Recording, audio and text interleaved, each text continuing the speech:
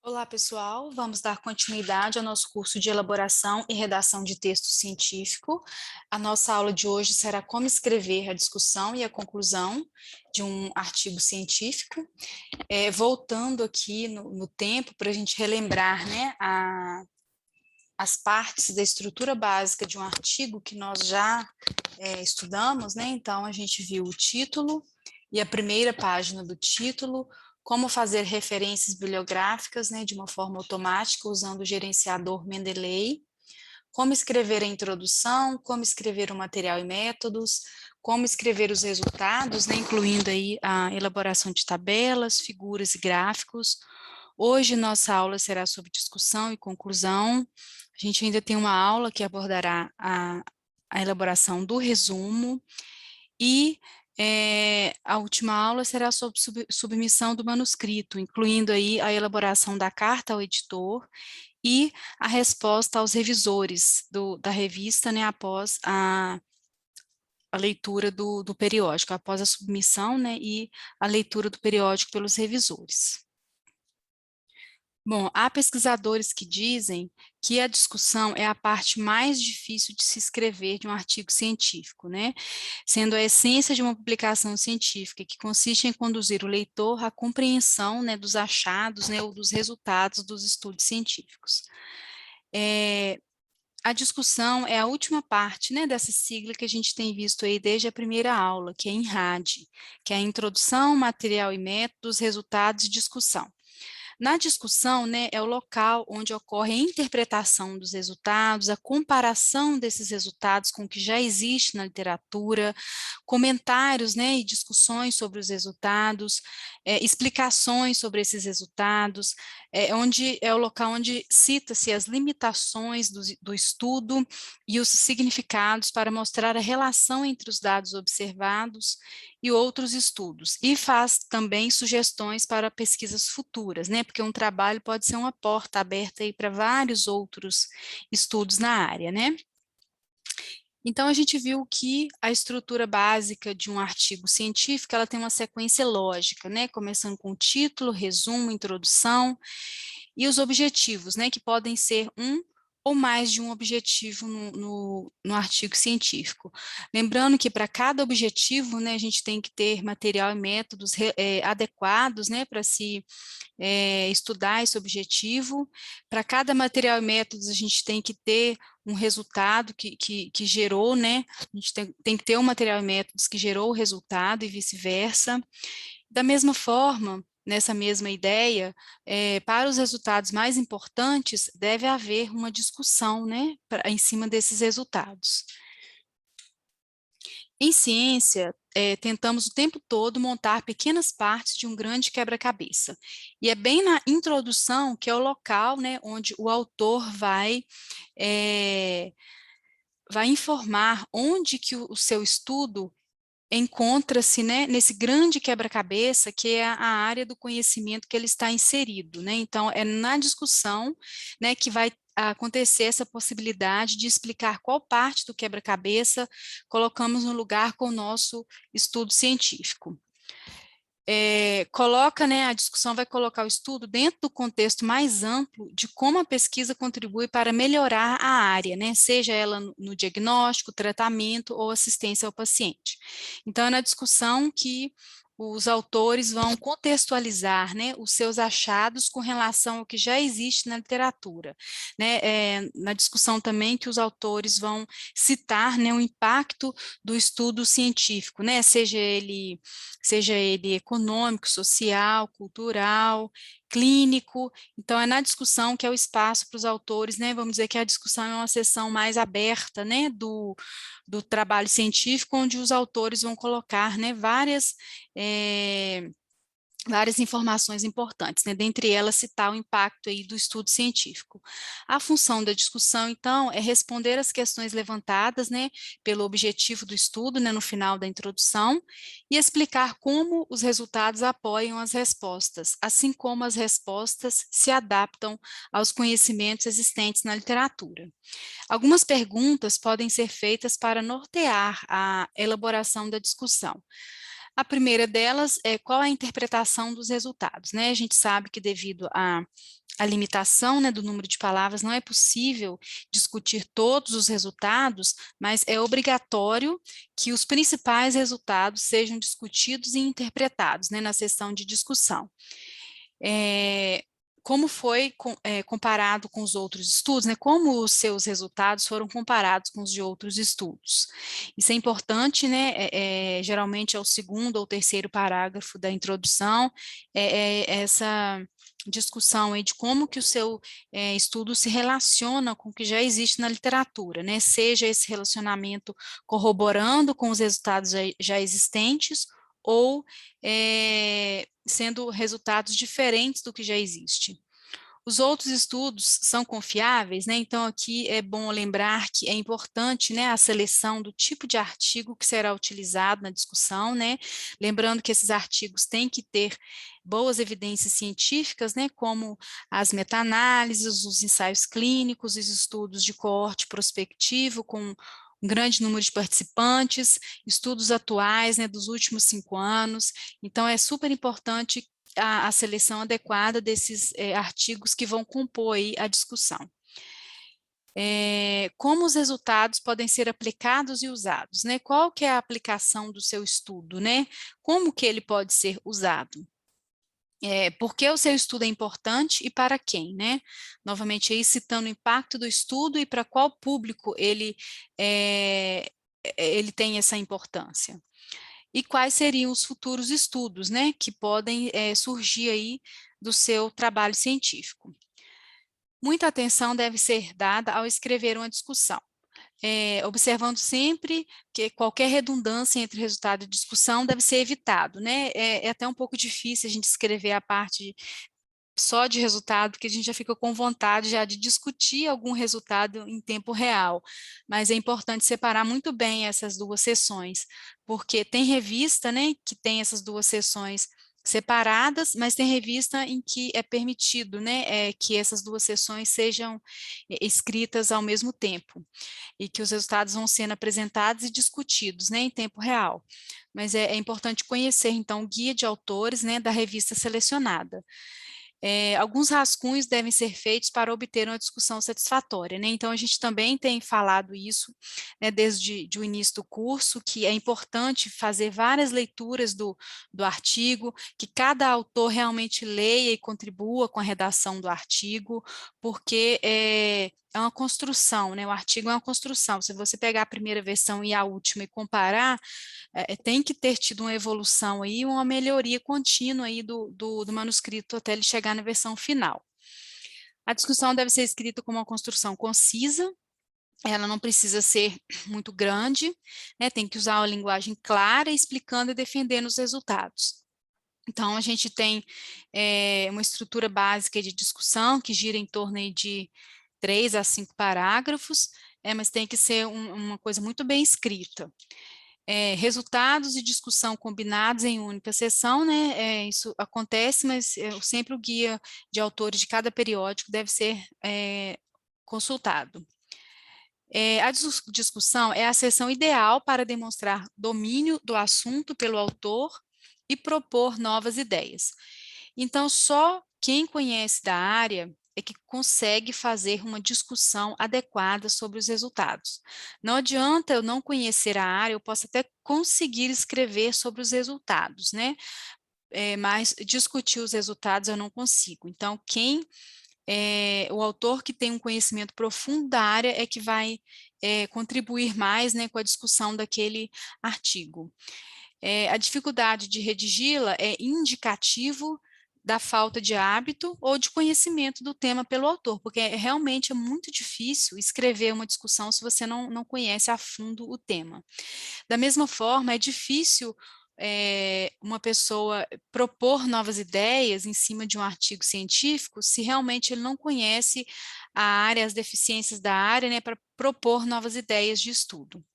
A qualidade da discussão, ela vai depender essencialmente da fundamentação teórica do autor sobre o assunto. Então, a discussão pode ser melhor, né, diretamente proporcional ao conhecimento que os autores têm da área. A discussão vai possibilitar explicar as implicações dos achados, explorando os desafios e possíveis limitações do estudo. Né, aqui a gente tem que lembrar que é importante que os autores citem, né, as possíveis limitações do estudo, porque isso pode impactar, né, na interpretação dos resultados, né, e nas conclusões. Todo estudo a gente sabe que tem alguma limitação, seja ela pequena que for, mas é importante que isso seja citado na sessão de discussão, porque isso, né, pode impactar aí nas conclusões. Pela importância da discussão, né, ela é considerada parte crítica na aprovação do trabalho para publicação, né? Então, realmente, é na discussão que os revisores vão conseguir observar, né, o conhecimento da equipe de autores sobre aquele assunto. Então, ela tem que ser muito bem escrita. Discutir os resultados na forma dissertativa, com o objetivo de demonstrar, mediante argumentos, articulação de ideias, fatos e provas. Se o autor limitar-se a comentar o óbvio, ele perde uma oportunidade de exprimir conceitos inovadores, diminuindo a qualidade da sua publicação científica. Então, é o que eu já destaquei aqui, que somente os resultados importantes, os resultados que têm impacto, os resultados que são novos, é que devem ser discutidos, né? Discutir o óbvio é o famoso encher linguiça, né? Não ter nada o que discutir. Então, isso deve ser totalmente evitado.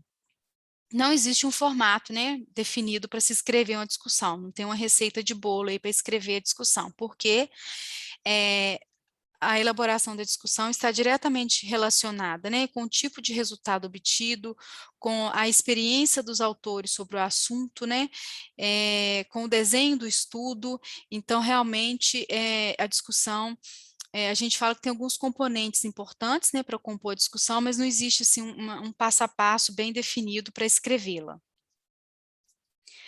E mais citando aí os principais componentes que não podem faltar na discussão, o primeiro deles é destacar os achados novos e importantes, né, isso que a gente já vem falando, né, destacar só o que é importante, o que é novo, os aspectos originais que não tenham sido abordados em outros estudos, não ficar só repetindo o que já existe na literatura. Apresentar os princípios, as relações e generalizações dos resultados numa sequência lógica, né, iniciando com a resposta, né, que é a resposta ao objetivo do estudo, falando da relevância dos resultados, falando de como que o seu estudo se relaciona com outros estudos na literatura, falando das limitações e falando da conclusão no último parágrafo. Então, colocar essa sequência lógica aí na descrição da discussão para facilitar a leitura. Corroborando com os estudos prévios, né? Comparar e contrastar os resultados e interpretações com estudos relevantes já publicados. Os achados que são discordantes, né, ou conflitantes, também devem ser destacados e discutidas as razões para as diferenças, né, porque às vezes a gente fica achando ruim colocar um resultado conflitante, mas é isso que pode ser novo no seu estudo, isso é que pode ser a porta para novos estudos. Então, isso também deve ser colocado na discussão e, né, muito importante, é falar as razões que os autores acham, né, que aconteceu para que aquela diferença fosse observada. Um outro componente, né, resumir as implicações do estudo, independente da significância estatística, porque às vezes a gente faz um estudo assim, comparando grupos e achando que a diferença vai ser observada, e às vezes isso não acontece, né, mas mesmo assim isso tem que ser citado, né, e as aplicações científicas e clínicas para esses achados. Identificando resultados contraditórios e inesperados. Qualquer resultado inesperado ou contraditório deve ser discutido, né? E relacionar, né, e explicar isso, o que aconteceu para que isso fosse diferente, né, é o tipo de amostragem, é o tamanho da amostra, é o desenho do estudo, sempre levantar essas questões aí na discussão.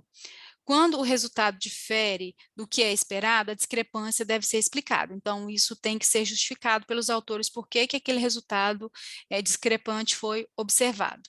Mas não deve ser omitido, tá? Porque, como eu falei, isso pode ser especial no seu trabalho, né? Isso que pode causar impacto no seu estudo e abrir portas para novos estudos. Declarar as limitações do estudo, aqui muitos autores ficam tentando não colocar isso no artigo, mas isso tem que constar, sim, né? Declarar as potenciais limitações e fraquezas do estudo.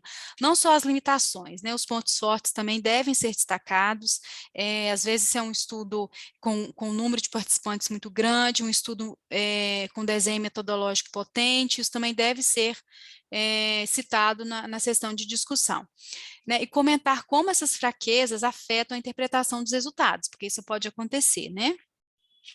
Como as limitações influenciam a validade dos achados e suas interpretações.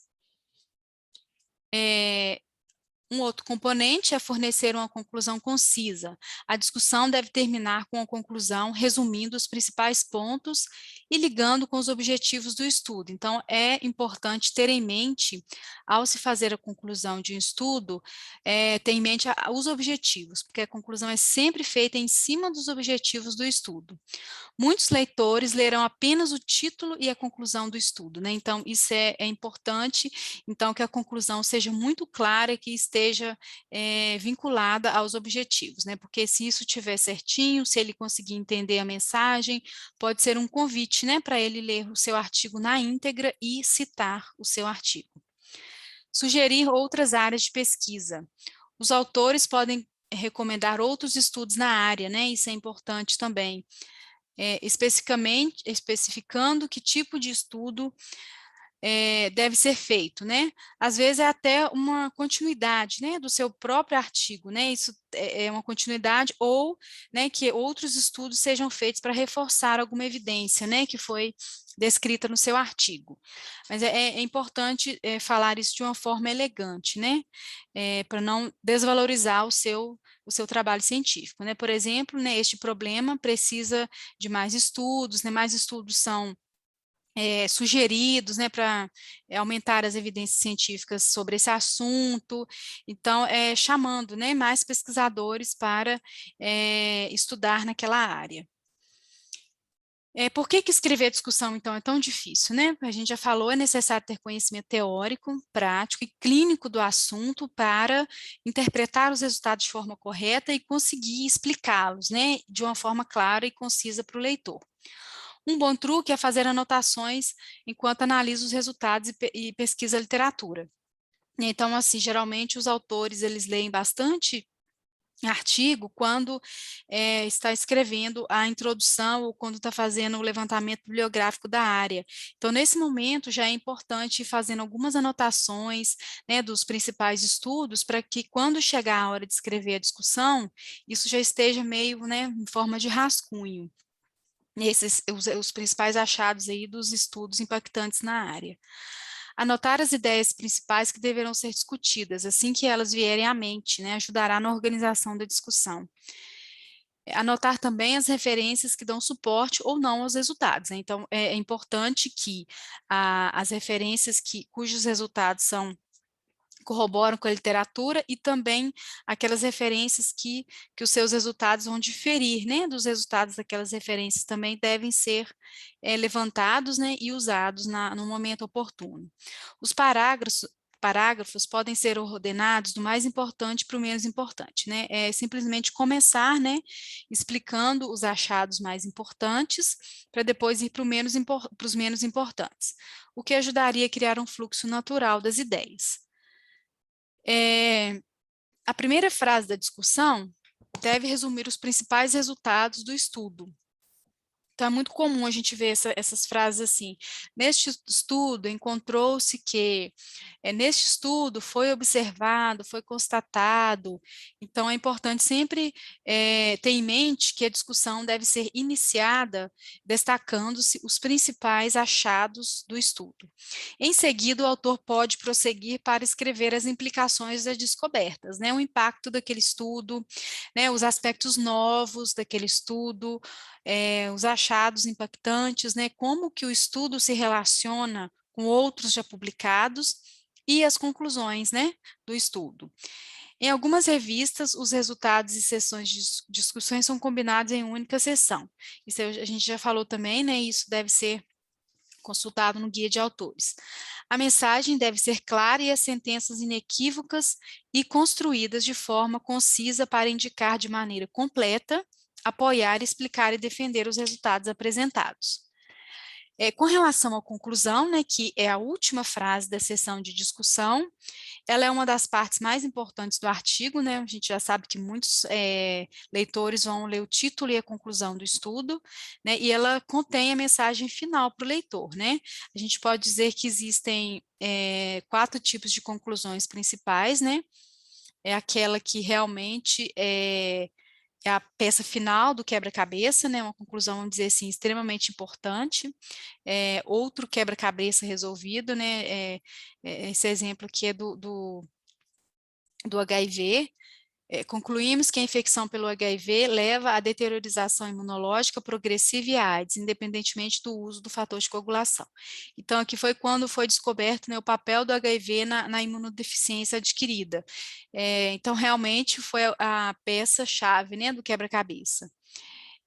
Outra conclusão, né, usando essas palavras aqui, talvez, possivelmente, é uma conclusão que realmente já remete, né, à necessidade para a necessidade de novos estudos na área, né? É provável que tenha implicações importantes, o risco inesperado relacionado ao uso de tal medicamento indica que o uso rotineiro não pode ser. Então, assim, pode, possivelmente, provável. Então, essas palavras já né, são indicativas, né, de que novos estudos precisam ser feitos, né, para colocar aquela conclusão, né, para aumentar a evidência daquela conclusão. Mais pesquisas são indicadas, né, que já está falando diretamente, né?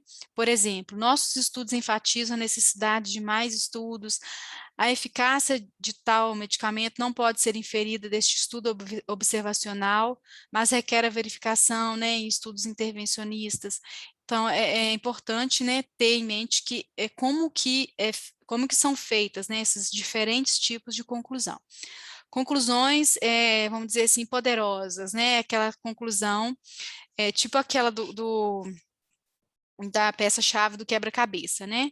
Essa conclusão aqui é até desse estudo publicado em 1953, por Watson e Crick, quando eles descobriram a estrutura molecular dos ácidos nucleicos, né? Olha como foi a conclusão deles.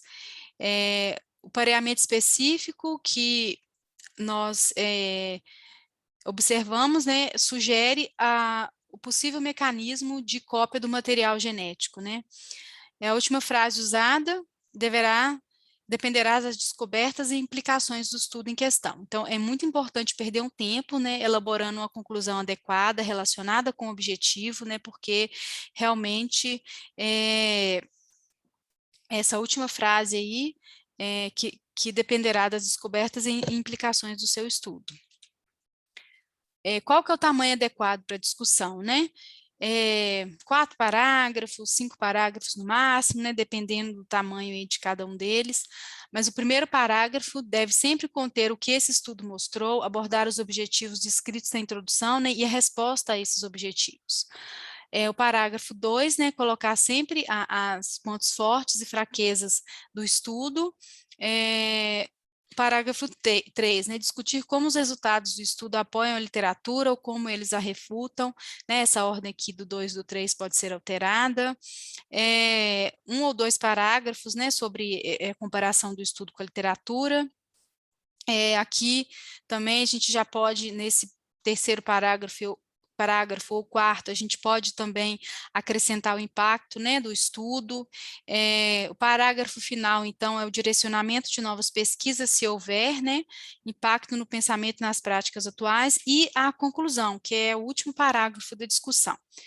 Bom, existem alguns erros comuns, né, que podem ser cometidos ao se elaborar uma discussão, né, dentre eles, repetir dados apresentados nos resultados, né, é comum isso acontecer, interpretar incorretamente os resultados, né, então, por isso que é importante que uma pessoa expert na área ajude na elaboração da discussão, porque realmente quem não é da área pode interpretar os resultados de forma incorreta e fazer uma discussão errada. Omitir e discutir importância inadequada dos resultados. Às vezes a gente pode destacar demais um resultado que não tem importância, ou fazer o contrário, às vezes o resultado é importante e a gente não discute ele adequadamente, né? Então, daí a importância, novamente, de quem escrever a discussão, entender da área, né, do estudo.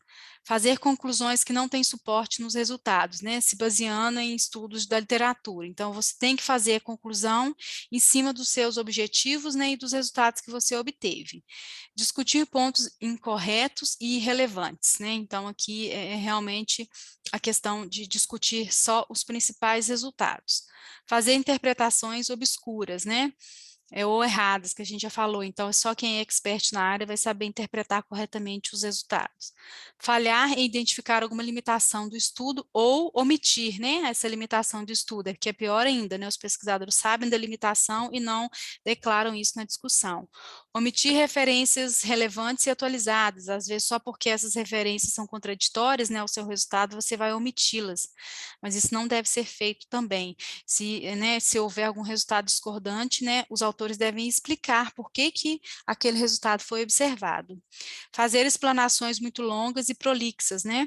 Então, durante o curso todo, a gente está dizendo, né, tentar ser focado em cada sessão, não escrever muito, escrever só o essencial, de forma concisa e informativa. Alguns pontos, né, se eu pudesse selecionar aqui alguns pontos para ficar da aula de hoje, o primeiro deles seria resumir as principais descobertas na discussão, né, explicar o que as descobertas significam, né, que é a interpretação dos principais resultados, identificar as limitações do estudo, não omitindo-as, comparar os achados com outros estudos, isso sempre deve ser feito, sugerir possíveis áreas de pesquisas futuras, né, se for possível. Aqui eu tenho um exemplo de um artigo científico publicado em 2011 na revista American Journal Transplantation, confrontando aqui a seção de objetivos e a discussão, né? Só para mostrar para vocês como que a resposta ao objetivo deve vir, né, no primeiro parágrafo aqui da discussão. Então, nesse estudo aqui, realizado com uma coorte grande prospectiva nos Estados Unidos, né, eles queriam associar, né, e verificar se baixos níveis de albumina pré-transplante durante as semanas imediatamente antes do transplante estavam associadas com uma pior sobrevida do enxerto do paciente após o transplante e com a função tardia do enxerto, né? Então, eles queriam verificar, né, se havia associação desses níveis de creatinina com esses 3 desfechos, né, sobrevida do paciente, do enxerto e a função tardia do enxerto. Então, logo aqui no primeiro parágrafo, eles já colocam, né, destacando aqui um ponto forte do estudo, que foi uma coorte bem grande, né, de mais de quase 9.000 pacientes. Então, já aqui mostrando, né, discutindo aqui, ó, baixos níveis de albumina pré-transplante foram associados com altas taxas, alto risco de função tardia do enxerto e aumento de todas as causas de mortalidade e cardiovascular e perda do enxerto. Então, aqui já está, logo no primeiro parágrafo da discussão, né, já está respondendo aqui, com base nos resultados, né, ao objetivo do estudo. Então, a gente pode observar que o objetivo está diretamente ligado com a discussão, né? É importante voltar aos objetivos e responder à pergunta na discussão. Também os objetivos estão diretamente relacionados com a conclusão, né? A conclusão deve ser feita em cima dos objetivos. Então, esse aqui é um outro exemplo de um estudo sobre o COVID, publicado em 2020, né? Que, ao mesmo tempo, é uma apresentação de série de casos e um estudo de caso controle, né? Avaliando o risco de trombose em pacientes com COVID. Então, os autores falam que descreveram, né, as características de 3 pacientes diagnosticados com COVID e